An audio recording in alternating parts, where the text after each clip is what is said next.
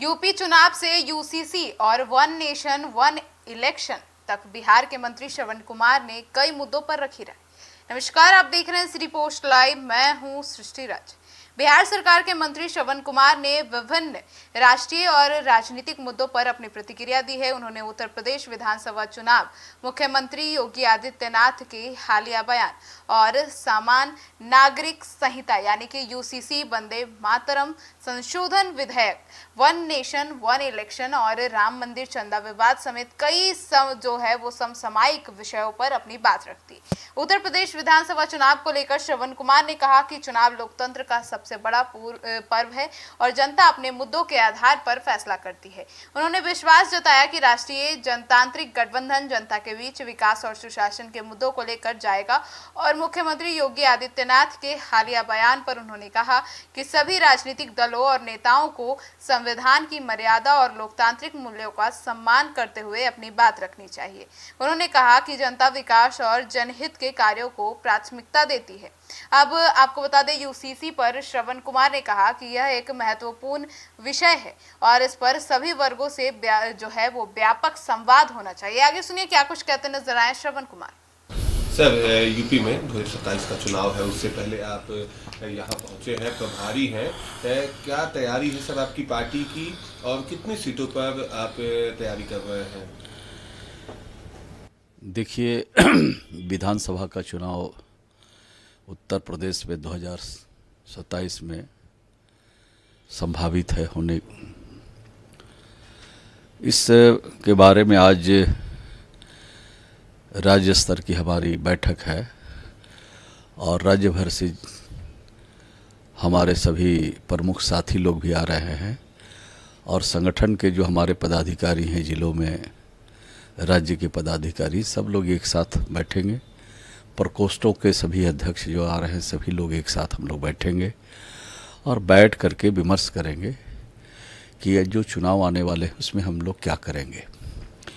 ऐसे तो सदस्यता अभियान हम लोगों ने बहुत बड़े पैमाने पर चलाया है राज्य में और संगठन भी लगभग जो हमारे 75 ज़िले हैं, लगभग सभी ज़िले में हमारे संगठन का काम भी पूरा कर लिया गया है और आगे हम और भी बातचीत करके कैसे यहाँ पर चुनाव के मैदान में आ सकते हैं, कैसे संगठन को और मजबूत कर सकते हैं, उसके बारे में विस्तार से आज चर्चा करेंगे और चर्चा के बाद आप सबको ज़रूर बताएंगे कि किस तरह से हमारी पार्टी यहाँ पर काम करना चाहती है, किस तरह से हमारी पार्टी चुनाव के मैदान में उतरना चाहती है। सर, पहले भी आप उत्तर प्रदेश में चुनाव लड़ने का आपकी पार्टी को अनुभव है। सर, ब्रजेश सिंह का नाम चल रहा है कि उन्हें इस बार जेडीयू से प्रत्याशी बनाया जा सकता है, साथ ही धनंजय सिंह की भी बात चल रही है। देखिए, अभी तो हम लोग चर्चा ही करेंगे और कौन उम्मीदवार हो तो बाद में तय होंगे, लेकिन इतनी बात मैं कह सकता हूँ कि चुनाव हम लोग लड़ेंगे और हम लोग का पूरा प्रयास होगा कि हम लोग गठबंधन में चुनाव लड़े, यानी एनडीए के साथ मिलकर चुनाव लड़े। ये पूरा हमारा प्रयास होगा। सर, केंद्र सरकार संसद के 20 जुलाई से शुरू होने वाले सत्र में राष्ट्रीय सम्मान अपमान निवारण संशोधन विधेयक पेश करेगी। इस बिल में वंदे मातरम का अपमान करने या इसे गाने में बाधा डालने वालों के लिए सजा का प्रावधान होगा। गृह मंत्रालय की तरफ से ये उठाया गया है और इसको लेकर अनिवार्यता पर भी बात की जाएगी। निश्चित रूप से राष्ट्र का अपमान किसी भी कीमत पर सहनीय नहीं है, बर्दाश्त नहीं किया जाएगा। जो लोग राष्ट्र के साथ अपमानजनक शब्दों का इस्तेमाल करते हैं, राष्ट्र के झंडे का अपमान करते हैं, राष्ट्र के सम्मान के खिलाफ कोई बात करते हैं, तो इनके खिलाफ कानून बनना ही चाहिए और सिर्फ कानून ही नहीं बनना चाहिए बल्कि इनके खिलाफ सख्त से सख्त जो कार्रवाई होनी चाहिए, जो सज़ा होनी चाहिए, वो भी प्रावधान में रहना चाहिए। सर, देश में इस समय राम मंदिर चढ़ावा चोरी का मामला चल रहा है, जिसमें अब विश्व हिंदू परिषद का कहना है कि जो वहाँ के सचिव थे चंपत राय, उनको संगठन से हटाने का कोई प्रस्ताव नहीं है। संगठन ने कहा कि एसआईटी की जांच के आने के बाद फैसला किया जाएगा। आप सभी भली भांति अवगत हैं सब मामले से। देखिए, इस तरह के मामले जो सरकार के संज्ञान में बात आती है, ये संगठन के संज्ञान में बातें आती है तो निश्चित रूप से जब बात संज्ञान में आती है तो जांच होनी चाहिए और जांच भी हो रही है। और जांच के बाद फलाफल जब आएगा तो उसके हिसाब से कार्रवाई होनी चाहिए, लेकिन कार्रवाई सुनिश्चित होना चाहिए, ये भी आवश्यक है। सर, उत्तर प्रदेश में है, यहाँ सीएम योगी का कल एक बयान आया है। उन्होंने कहा है कि जो लोग डेमोग्राफी बदल रहे थे, समाजवादी पार्टी और कांग्रेस के लोगों को उन्होंने कहा है कि ये लोग जिन्ना के उपवासक हैं। उन्होंने कहा कि ये तो कांथाल और कैराना से पलायन हो रहा था, हम लोगों ने अन्नदाता किसानों को उपवासक हैं और हम लोग कैराना और इसको कहीं ना कहीं सजोगे हैं।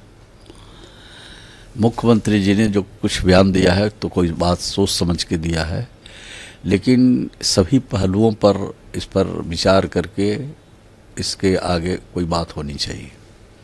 सर, एक राष्ट्र एक चुनाव को लेकर लखनऊ समेत 9 जगहों पर बैठक हुई, चर्चा हुई, तमाम वर्गों के लोगों से, प्रतिनिधियों से, मीडिया से परामर्श का पूरा हुआ है। अब इसमें आगे की सिफारिश तैयार की जा रही है और माना जा रहा है इसे जल्द ही लागू किया जाएगा।